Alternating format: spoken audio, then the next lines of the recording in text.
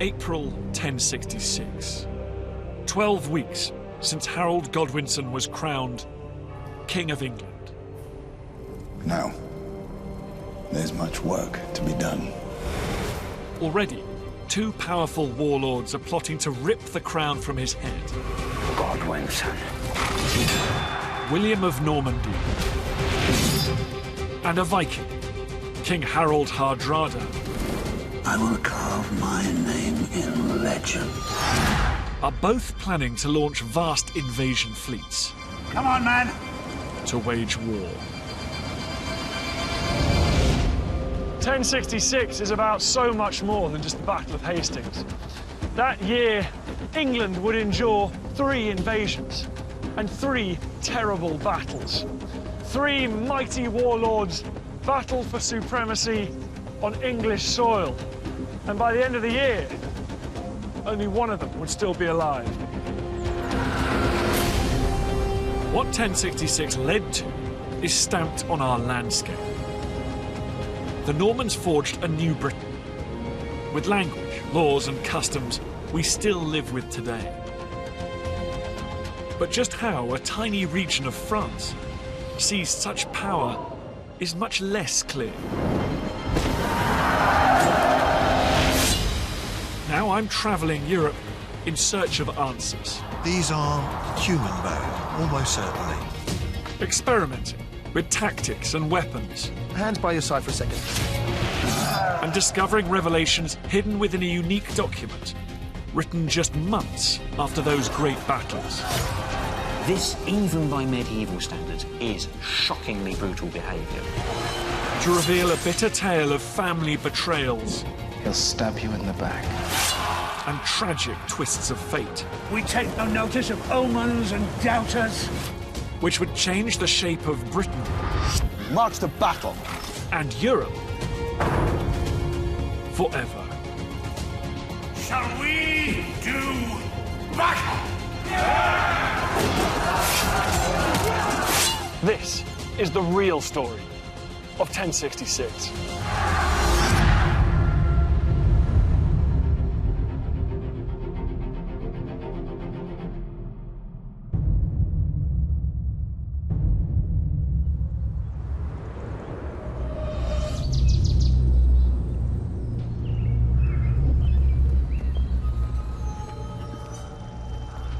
Easter, 1066.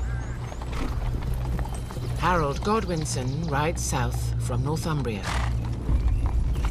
Not long now for a decent meal and some sleep. As a new king, he must secure his power right across England.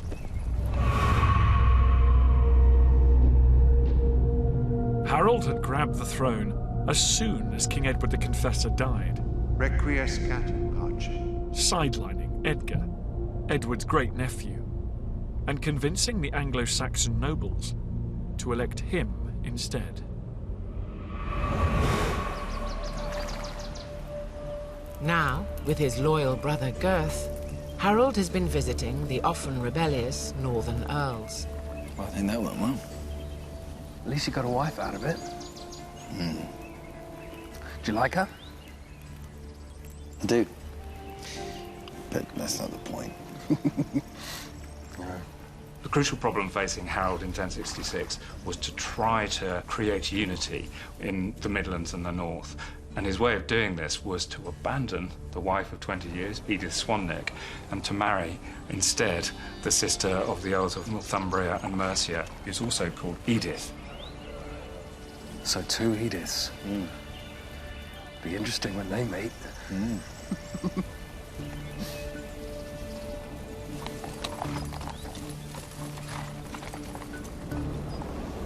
All seemed well in Harold's England, but the reality was that the new king was beset by problems, both at home and abroad. To the south, William, Duke of Normandy, and to the north, the Viking, King Harald Hardrada, are both plotting to destroy Anglo-Saxon England. Let our enemies gouge out the eyes of their own brothers. Then, God willing, they'll be too blind to see when I take what is mine. That's the one thing you can trust about an Englishman. He'll stab you in the back. Well, we're going to stab them in the front. William is one of the most powerful and impressive men in Western Europe at this time, and he genuinely believed that 15 years previously he had been promised the throne of England by England's king, and he was not going to let anything get in the way of that claim.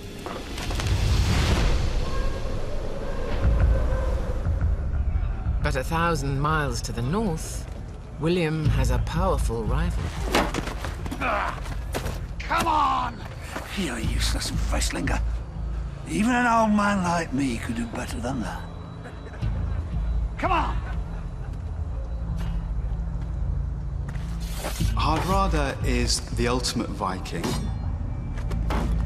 A despotic warrior who's battle-hardened from years of war. Come on! Hardrada is still ambitious. Like all Vikings, he still craves glory and plunder and fame. Kiss my thin-lipped axe!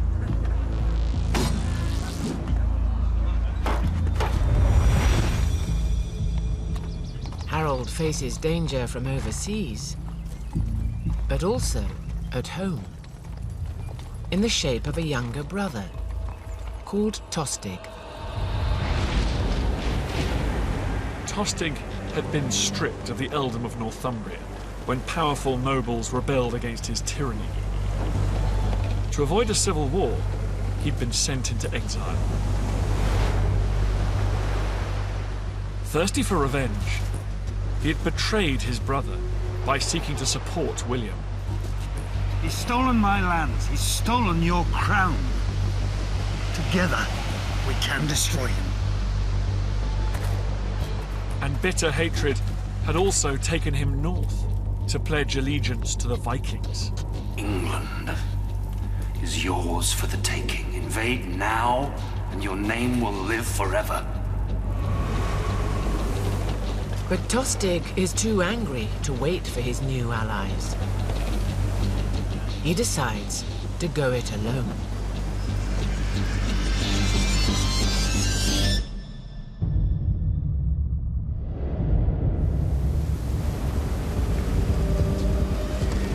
Two weeks later, and England is under attack. Come on, men! Let's show that filthy bastard! 60 warships are closing in on the Isle of Wight. In a vicious act of family betrayal, Tostig brings war to his own brother's kingdom. Soon we will have landfall.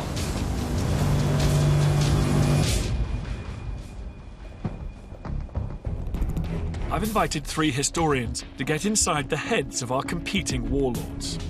This is lies, lies, lies. All you ever speak are lies. Along the riverbank. They'll explore the thinking behind their battle plans.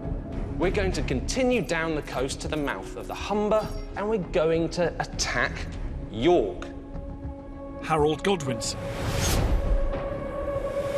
William of Normandy, and Harald Hardrada. Now ask, just what was Tostig up to? I can't say that I'm particularly surprised that he's upset. He wants his land and his power back.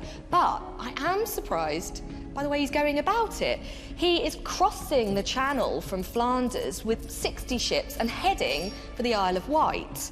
What does he hope to achieve? I am as bewildered as you. It was only a few weeks ago that Tostig pledged me his support. So what is he up to? Is he expecting me to cross over and join him? Because if so, he is making a serious mistake. I am not going to be ready to launch my own invasion for months yet. Well, don't forget that Tostig has already offered me the chance to become King of England by proposing a joint invasion from the north late in the summer. I've no idea what he's up to. Maybe his lust for revenge against you, Harold, has finally tipped him over the edge because he's acting like he's gone totally insane.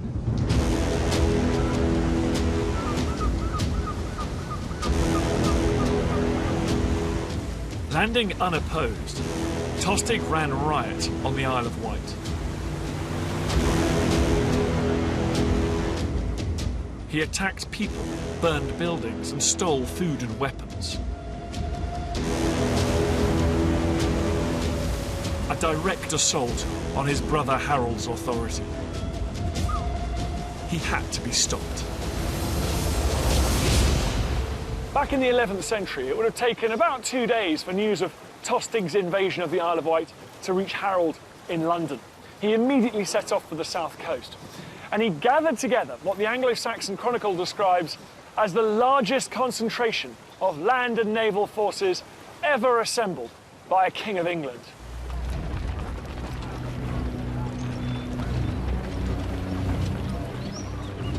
England had a very particularly impressive and sophisticated way of raising an army at this point.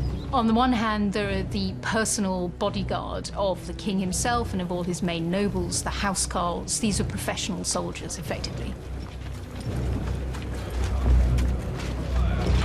In addition to that, the structure of English governance through counties or shires and hundreds enables a king to raise men from the countryside, the fyrd as it's known, and they will fight for their locality.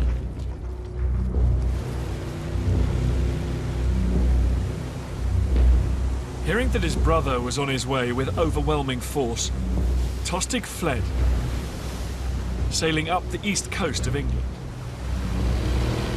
He attempted to take land in the north, but there he faced his old enemies, now Harald's newly nurtured allies, the Northern Earls.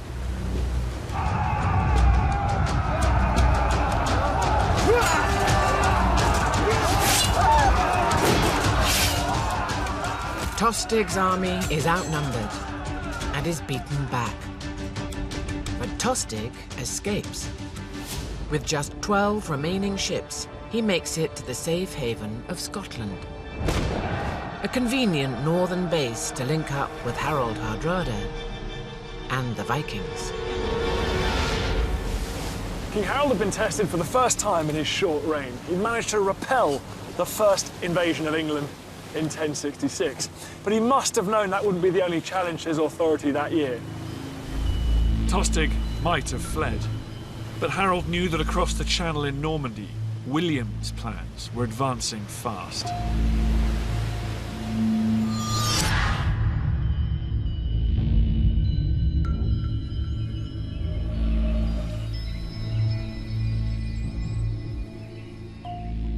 Traveled far and wide, I trust. Yes, I have left no path untrodden. There is enthusiasm, my lord. A fervor, even a passion for your great enterprise. I sense a but. Yes. A small number of nobles are a little reticent. Don't they know what rewards await them on the other side of the sea? That's the problem.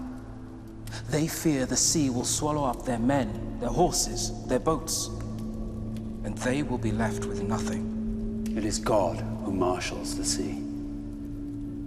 With his blessing, we will fly across the ditch and put right a wicked wrong. I have no doubt.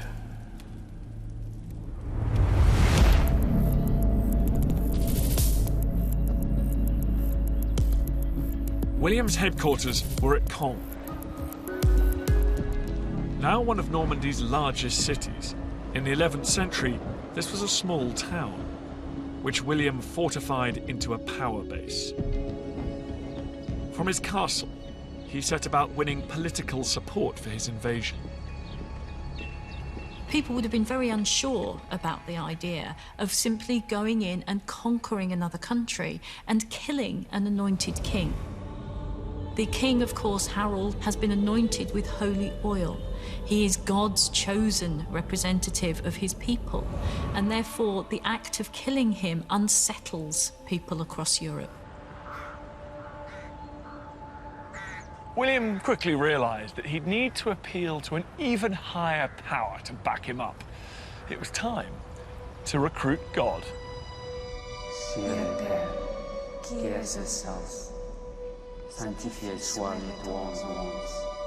William and his wife Matilda were devout Christians.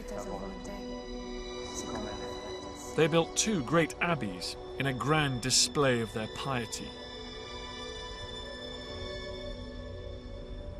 William turned to Pope Alexander II for help.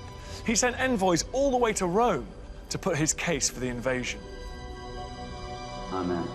For William to gain the support of the Pope was very important to him in terms of the legitimacy of his claim, that he could say that God upheld his claim over England and that those who opposed him were the sinners. The basis of William's case for invasion was that Harold was a usurper. First of all, William said that Edward the Confessor had promised him the throne 15 years before, and Harold had stolen it. But William had a further ace up his sleeve. He said that Harold himself had promised him the throne just 2 years before.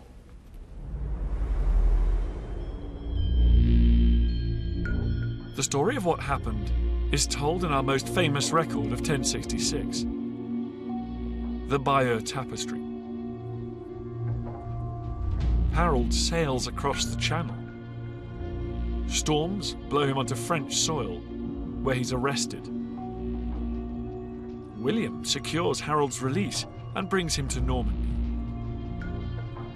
And there, in the key scene, Harold makes an oath over holy relics, promising to support William's claim to the English throne. What the Bayeux Tapestry doesn't explain is why Harold was at sea in the first place. Another unique document offers a clue. Hidden in the National Library in Brussels is an ancient book containing an epic poem. The Carmen, or Song of the Battle of Hastings, is now regarded as our earliest surviving account of 1066.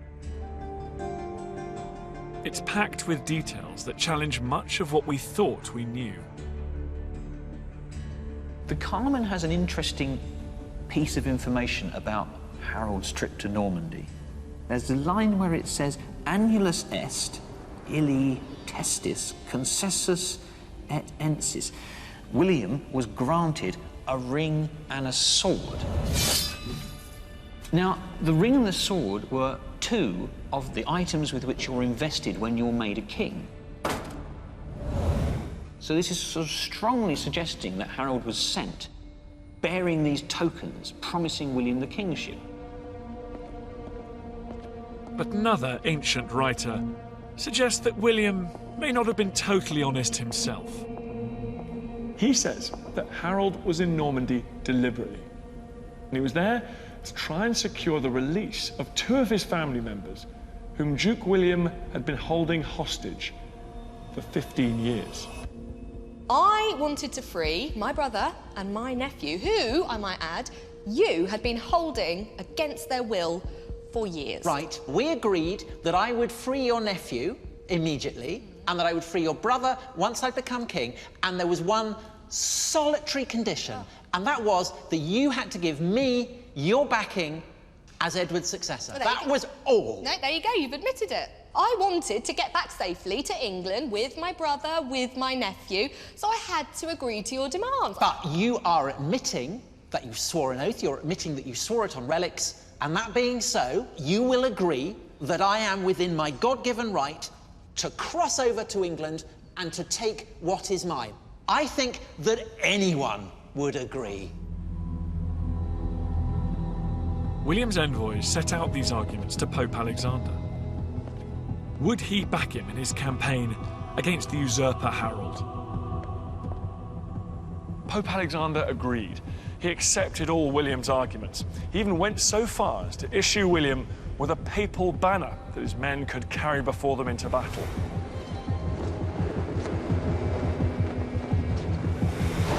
It gave William's invasion the status almost of a crusade. Amen. God will keep you safe. He'll need to. But I believe he will.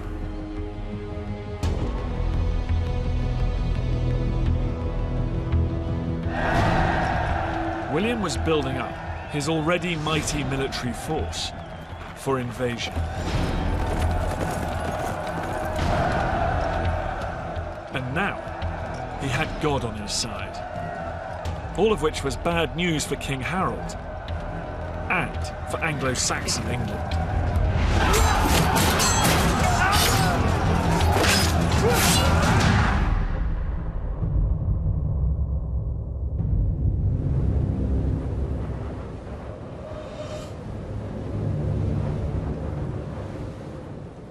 A 1,000 miles from Normandy, Harald Hardrada is in communication with Tostig in Scotland and preparing his own invasion from the north.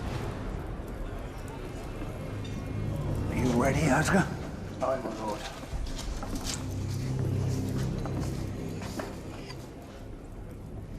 Is your axe finely honed, Hakon? Tis, my lord. Shall we do battle? Like Duke William, Harald Hardrada was hungry for more conquest. And as a Viking, he believed he had a God-given right to invade England. It's what the Vikings had been doing for centuries. But Hardrada also knew that this was his last throw of the dice. This was his last chance to conquer more territory or cement his own legend.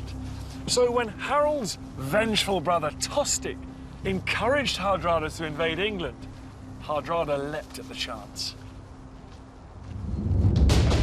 Now, I'm assembling my troops here on the Solent Isles, just off the west coast. Both of you, I think, know that Vikings know their way around ships. Well, I've got 500 of them and 30,000 men, all of them battle-hardened warriors. So this is going to be an invasion to make the whole of England quake.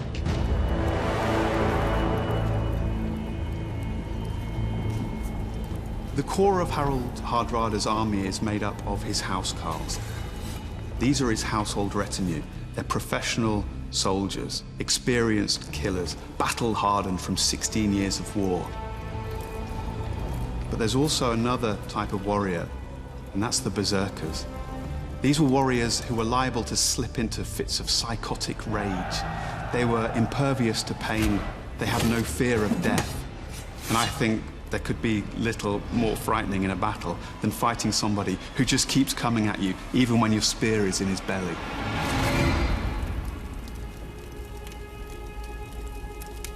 I kill without compunction, and remember all my killings. I have caused the death of 13 of my enemies. Hardrada was also a poet. He was a skald in Viking terms. He created poetry. He wanted his name to live forever. So he did the deeds and then wrote about them. I found myself creeping from forest to forest with little honor. Who knows? I may become renowned far and wide in the end. Hardrada believed that victory would ensure his immortal Viking legacy. He makes provision for Norway to be ruled by his son in his absence, which may suggest that he doesn't expect to come back, that he expects to be ruling England. With the grace of St. Olaf shining down on me, I will end my days King of Norway and King of England.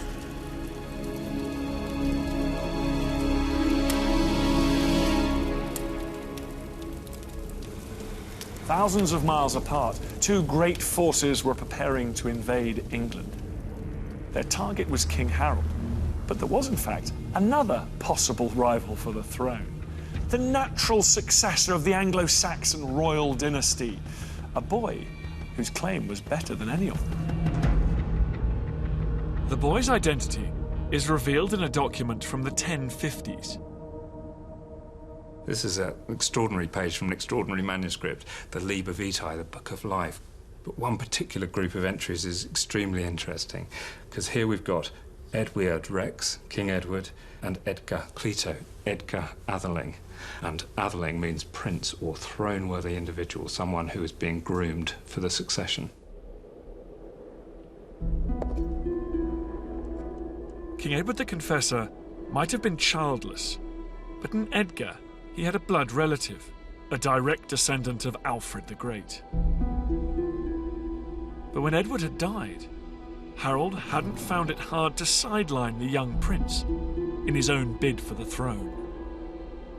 The problem with Edgar Atheling was that he was very young. He was a teenager at most, and he doesn't seem to have made any impression on people. He seems to have hung around at court doing nothing.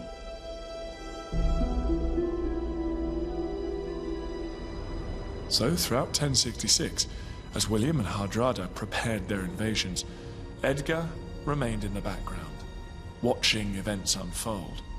But by the end of that year, Edgar would have one more chance to become king.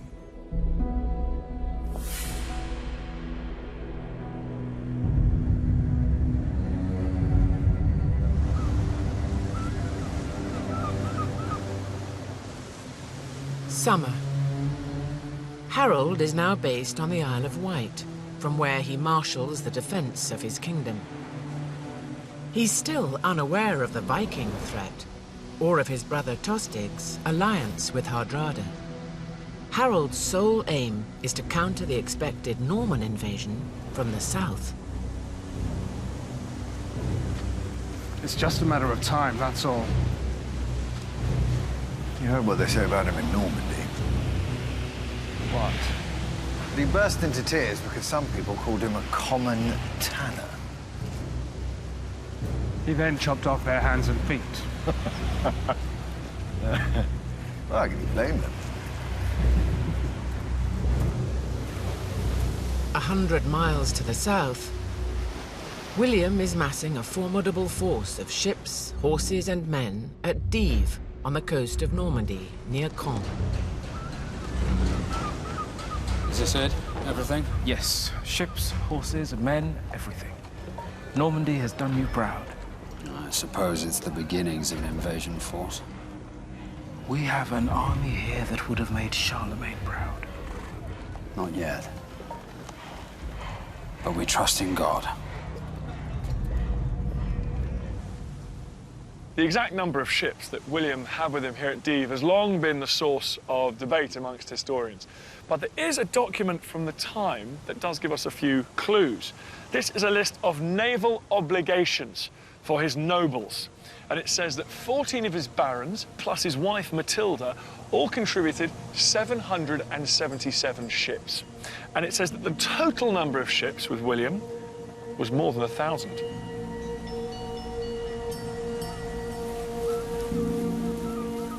By the 4th of August 1066, William's vast invasion fleet was ready to set sail. But William had a problem. In order for him and his fleet to get safely to the other side of the channel, conditions had to be just right. And the wind kept blowing from the wrong direction. So he waited. Days passed and the conditions didn't improve. William and his army were stuck here on the wrong side of the channel. William is forced to wait. Every day he must feed his troops, while they kill nothing but time. It's been estimated that William gathered an invasion force of up to 14,000 men.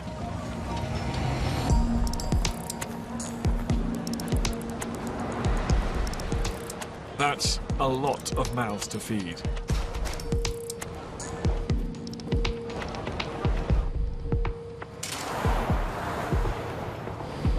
This was the quantity of bread that the Normans were eating in 1066. How many people eat that? Not one person? No, that's the quantity of bread for 5 persons a day. Compared to this quantity of bread today. At the Normans' time, there were 70% of the alimentation based on the bread. 70% of their daily intake is bread? Yeah. So imagine how much bread you need for an army of, around 14,000 people. Yeah.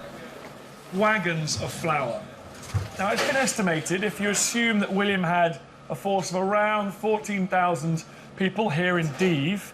That would have required 14 tons of flour brought to feed that army every day to make 6,000 of these guys every single day. That was a huge effort.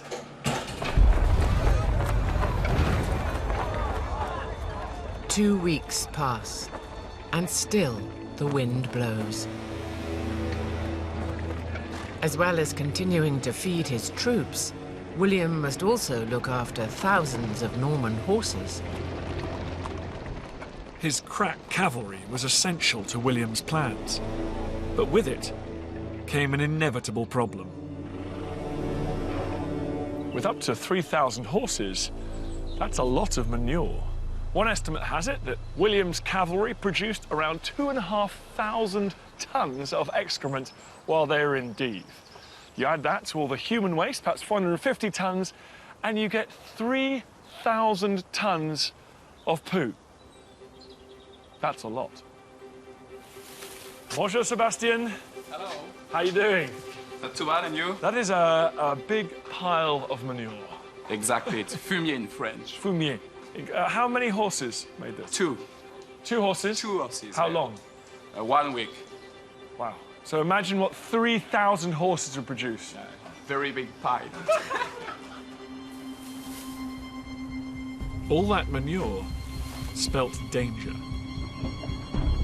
It could spread diseases like dysentery, which would put paid to William's dreams of conquest. So William's men had to load up all that human and animal waste into carts to transport it miles away from camp to a safe distance. That's around 5,000 cartloads of waste taken out into the countryside.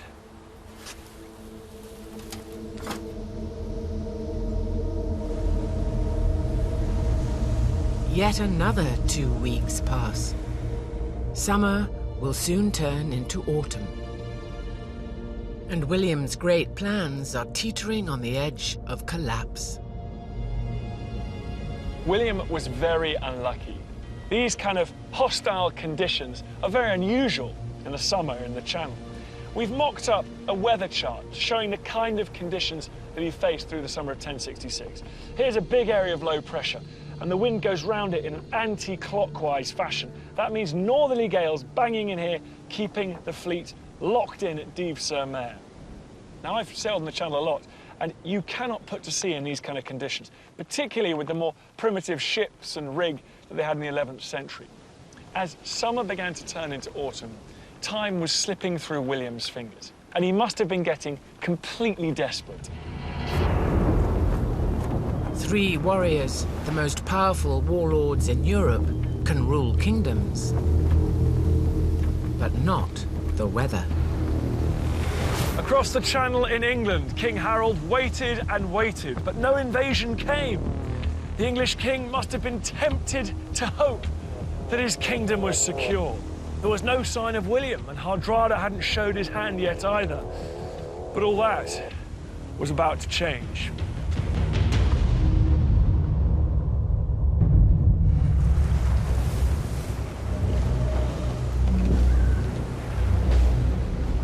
The Vikings are on the move. The same northerly winds that keep William trapped in Dives carry Hardrada towards England, where he's planning to attack with Tostig, poised, waiting in his Scottish base. Soon we will be filling England's graveyards and feeding the crows and the rotting corpses of her men.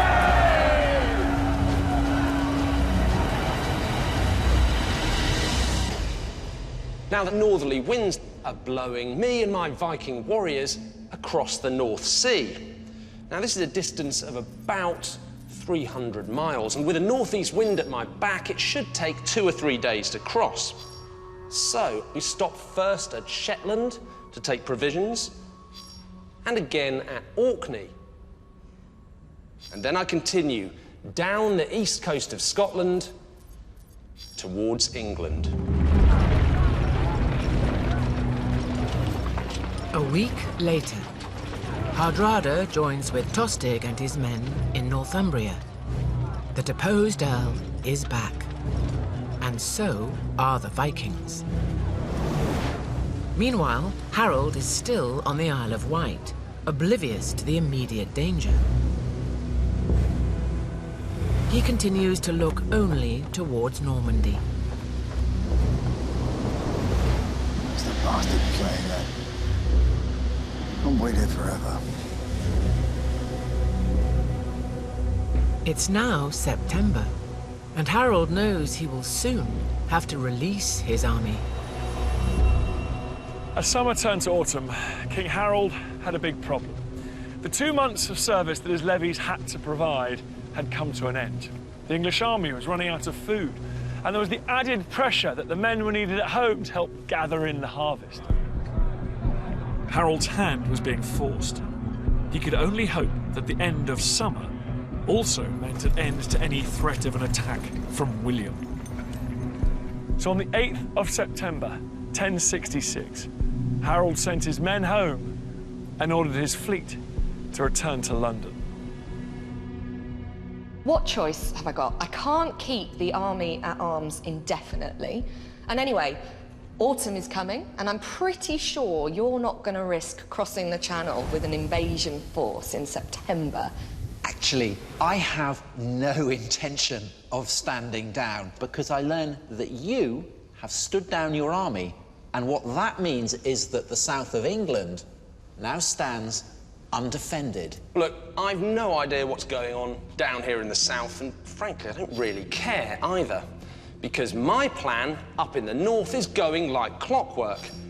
We're going to continue down the coast to the mouth of the Humber, we're going to sail up the River Ouse, and we're going to attack York.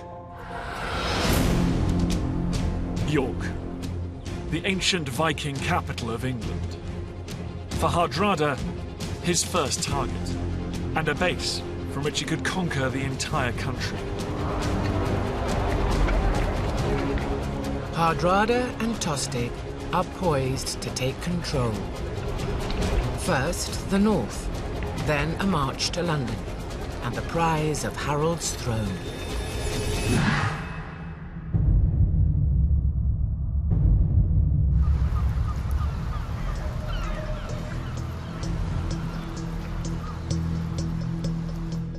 Three days later, the terrible news that a Viking fleet has landed reaches Harald.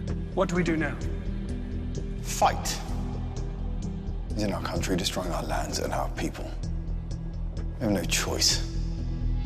How incredibly galling for Harald to discover that the minute he's dispersed his great army, his brother and Hardrada have invaded. He's got to put it all back together again, really quickly.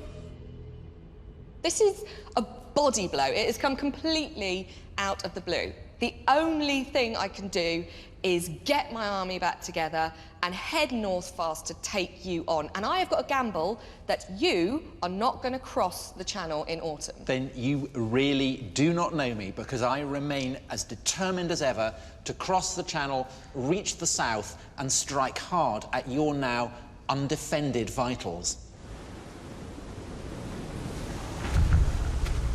After 6 weeks of waiting, William had had enough.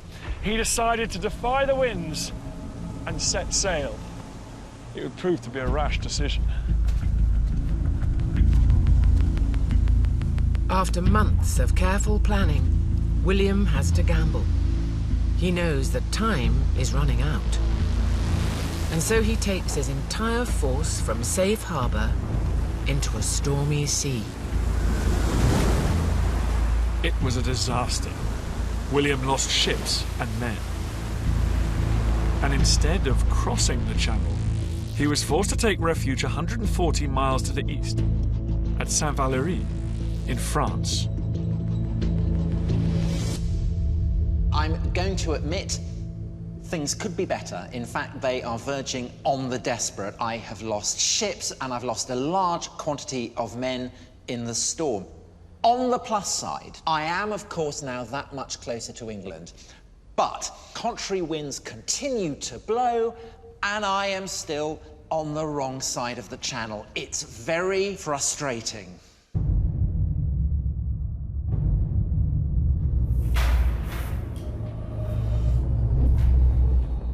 Storm battered, William's dream of the English throne is becoming a nightmare.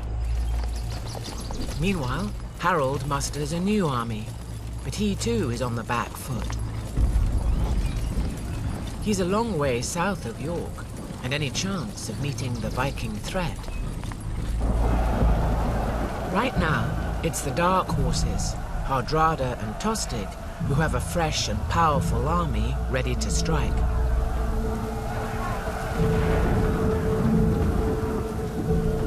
Facing them, only a regional force, led by the Northern Earls. Somehow they must take on the full might of the Vikings and their arch-enemy, Tostig.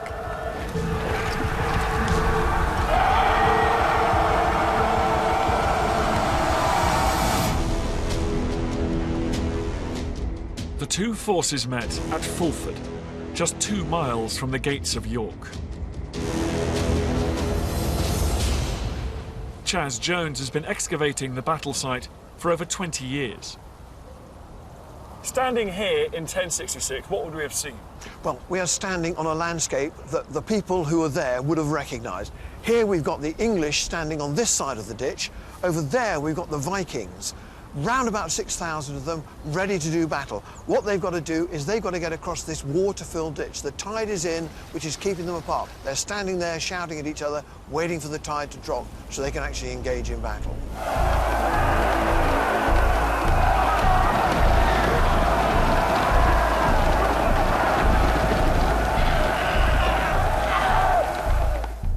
The English are lined up here between the river on the one side and this swampy higher ground on the other side. This blocks the way to York.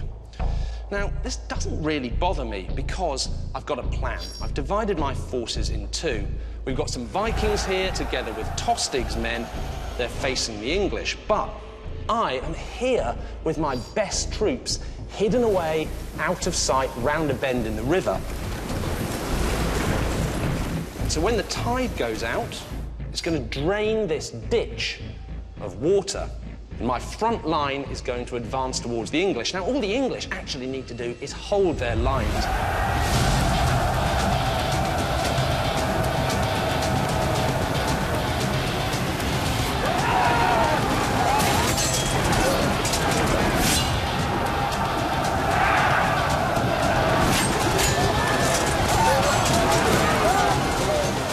Astonishingly, they get drawn into the fight, and that's the moment for my secret weapon. So I advance with my best troops along the bend in the river, and I attack the English from the rear, trapping them. And this is a glorious bloodbath.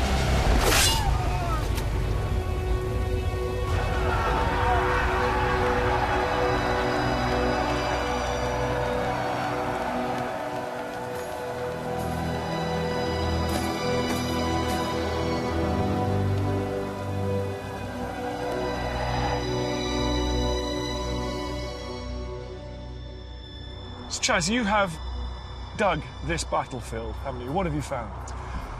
We found some amazing stuff. These are bits of bone which we found at the lair that we can date to the 11th century, so from the time of the battle. It's very unusual to find just random bits of bone in the soil, because people were normally buried.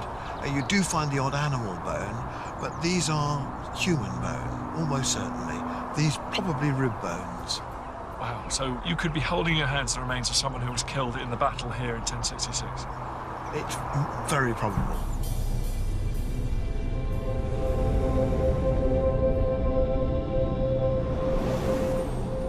Hardrada and Tostig were victorious. The old Viking capital of York surrendered to them. The great prize of England was within their grasp. Sire Père, qui est sauce, soit faite ta volonté.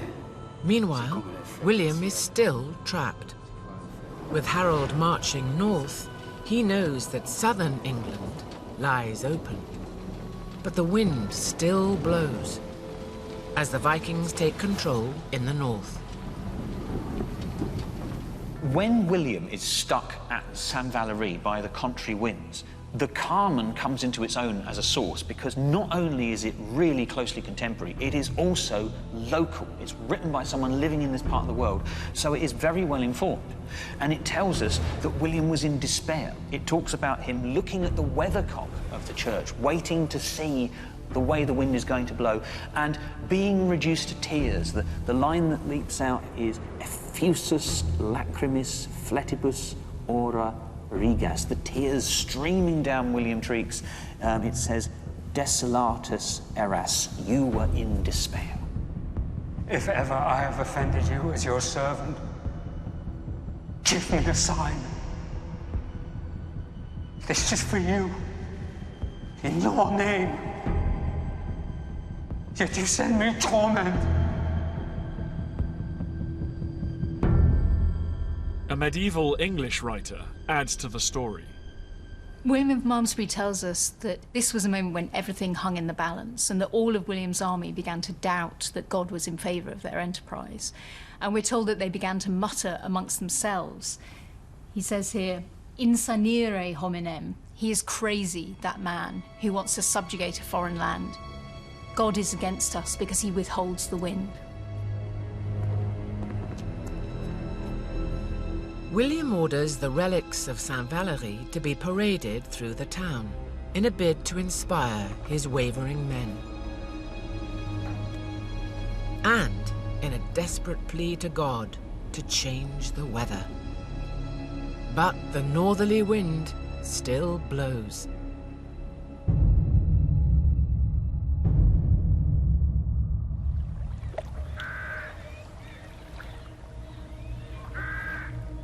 "5 days since the Vikings took York.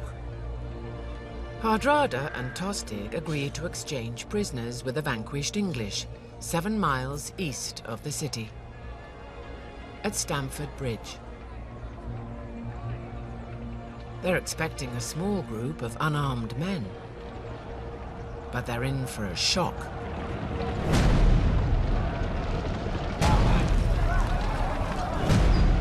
Where are they from? It's my brother.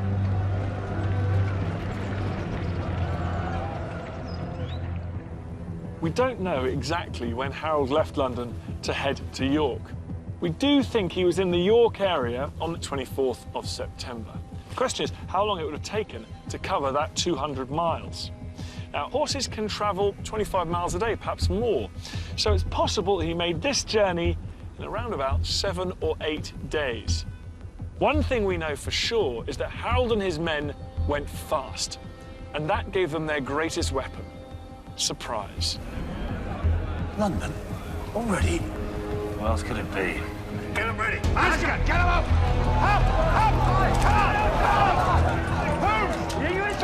Not expecting Harald to travel north so quickly, the Viking army is unprepared for battle.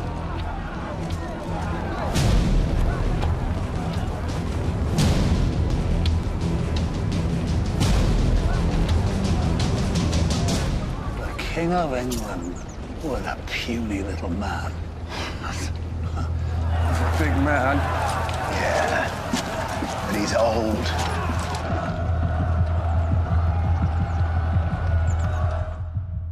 So, we are approaching the Vikings, but the River Derwent stands in our way. And there is this small wooden bridge which we can use to cross over. Yeah, and we're not stupid. We know the bridge is small and narrow. It's a real bottleneck, which is why I've sent one of my best men to defend it, and he is not going to let anyone pass.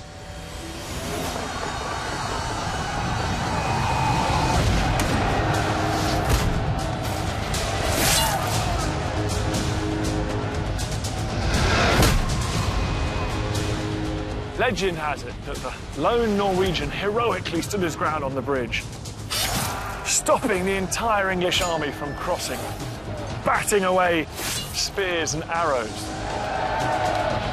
But then, some cunning English soldiers got in a half-barrel, drifted down under the bridge, and killed the Norwegian with a spear thrust up between the legs.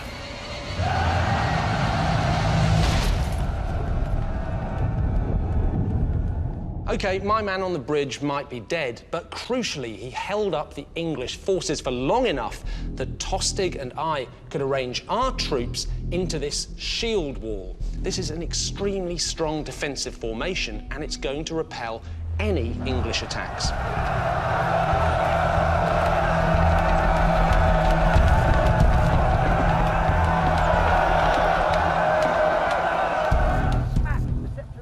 Andy Dean is an expert on medieval warfare. So when those two armies met on this field in 1066, how did they fight?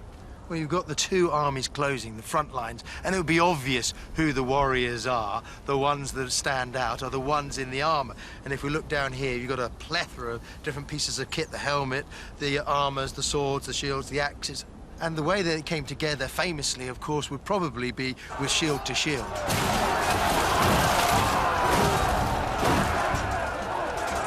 Yeah, I have got to admit, this is tough.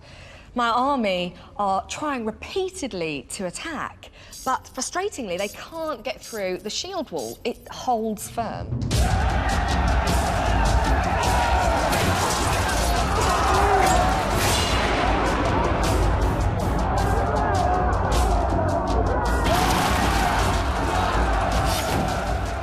But the Vikings had an Achilles heel. Many had come to Stamford Bridge without a key piece of kit. Do you want to try it on? Yes, please. All rightio. Their chainmail. Mail shirts, famously, are really, really good protection. Roman auxiliaries are using it sort of throughout antiquity, and it's always been great. Oh, you're in. Oh, I feel like the Tin Man. Once you put the helmet on and the mail coif that goes around you, the shield and the various other bits of equipment, and you become fairly impervious to most types of attack. If I was to take a sword to you now, and these short swords are reasonably sharp, hands by your side for a second, but if I was to basically draw this across you without the mail on, I mean, that would have opened you up to the bone. The more effect would probably be the cleaving in, where we might be able to do some substantial... Well, I don't want to break your ribs. I'll give you a pat. Okay, yeah. All right, yeah. So the pat would be... Now, what that has done has given you a moment where you've gone backwards. Yeah. And now I've already followed up and brought the sword underneath your chin, through your throat, into your brain and walked on. OK, and then I'd have a shield as well. You can use it, obviously, for protecting, but, of course, the moment you raise your arm, you would naturally come up. So now I can grab it, bring it down, thrusting this into your groin at the same time. Okay. Come over and thrust. I get the message. And blood and horror everywhere. There are no rules. I will bite you, I will kick you, I will do anything to stay alive. And you just keep going.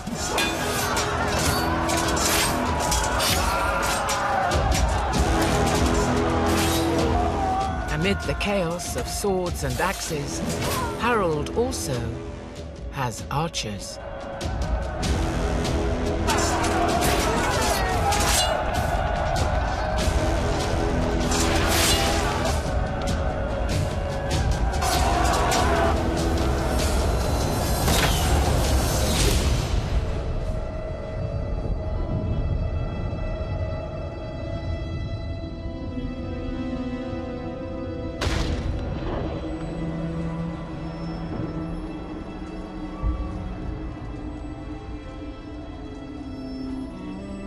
Hardrada's bid to take Harald's crown is over.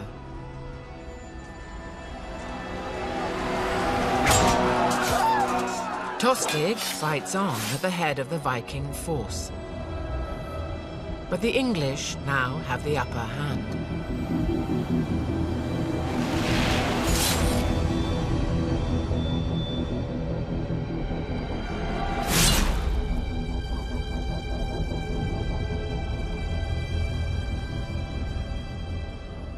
King Harald had won an astounding victory.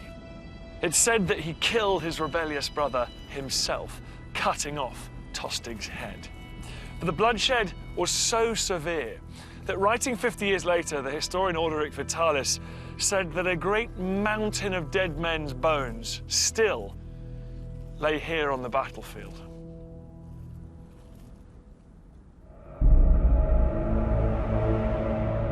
The Battle of Stamford Bridge was a disaster for the Vikings.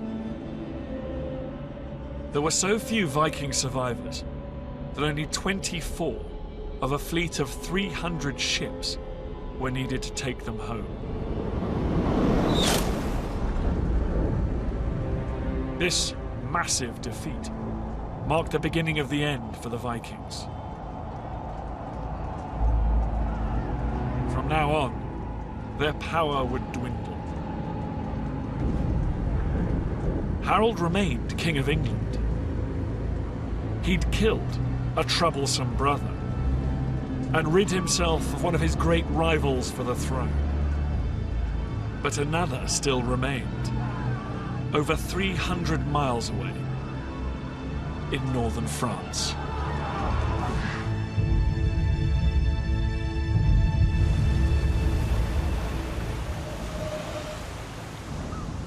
Two days after the Viking defeat, At last. At last. and after more than 7 weeks of waiting, Thank you, Father. the winds finally change. The Norman camp explodes with joy. It's one of the best bits in the Carmen that talks about the knights rushing to get their arms and the sailors rushing to the masts and hoisting the sails and grabbing their oars, because they've been waiting for weeks and months in the cold and the rain, and now all of a sudden it's D-Day. Game on, they're going to sail. No more waiting.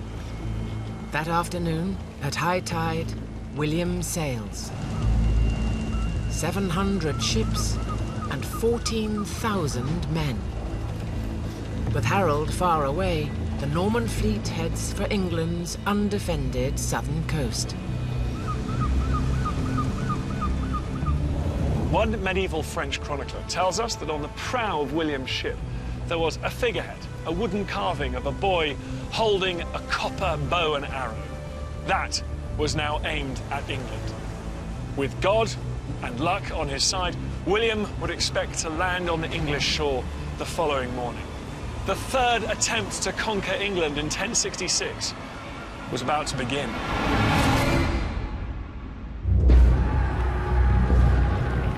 Next time, two great armies face one another and fight in a single day for the heart and soul of England.